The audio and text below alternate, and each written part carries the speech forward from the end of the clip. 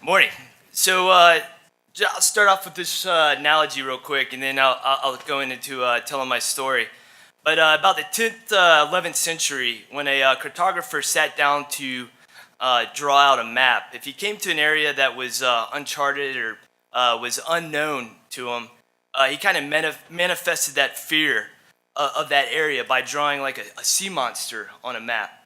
And so, looking back on that today, we know that those areas that were sea monsters turned out to be the new world, turned out to be opportunities, turned out to be new pages of history. But at the time, you didn't see any of that. So that's where I was last year at DEF. I'm a Army guy. I have a lot of combat experience, and I have a lot of leadership experience at the tactical level. And I wanted to write about it and share those stories through the medium of writing. But the problem is that in my community, at least the perception's there, that's pretty scary. Yeah, you can't write about this stuff. You can think, you can write, but you keep it in your green notebook.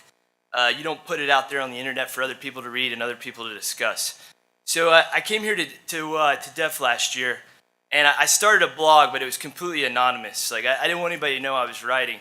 But I ran into guys like Ben Coleman, Rich Gansky, Nate Finney, Mikhail Grimberg, and these guys just kind of encouraged me, Jeff Gilmore, about, hey man, like we're all writers. We all think that you need to share this stuff.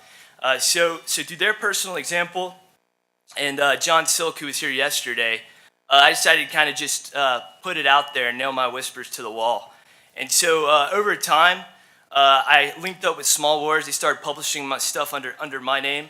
And then my blog, From the Green Notebook, has just kind of taken off over the last year, picking up a great following. So I talked about the whole sea monsters analogy. So what I thought were sea monsters, for me personally, when it came to writing and publishing, it turned out to be company commanders reaching out to me from across the Army saying, hey, what you wrote about has really shaped my leadership approach. Or even a guy who was taking battalion command reached out to me one day and said, hey, let's have lunch.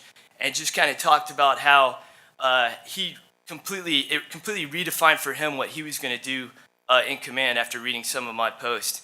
And then a few weeks ago, somebody from the Canadian military reached out and said that, hey, after you're reading your post, we've all discussed it here, and it's kind of changing the way we teach mission command.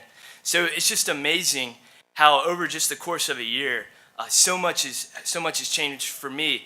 But I'd have to say that it's nothing that it's nothing that I did personally. It was guys in this room who kind of reached out and had that mentorship, friendship, and connections.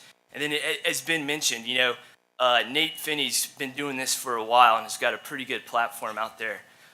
So I just pitched an idea to him. Hey, let's talk about books this summer, and let's see if we can get 200 people to do it. And Nate immediately jumped on it, and we put something together. So I guess the moral of the story is that if you've got some ideas that you want to write about, that you want to get out there, this is a great community to just kind of start growing those in. So appreciate it, Ben, and thanks to the guys that kind of grabbed me by the shoulders and taken me along over the last year. Thanks,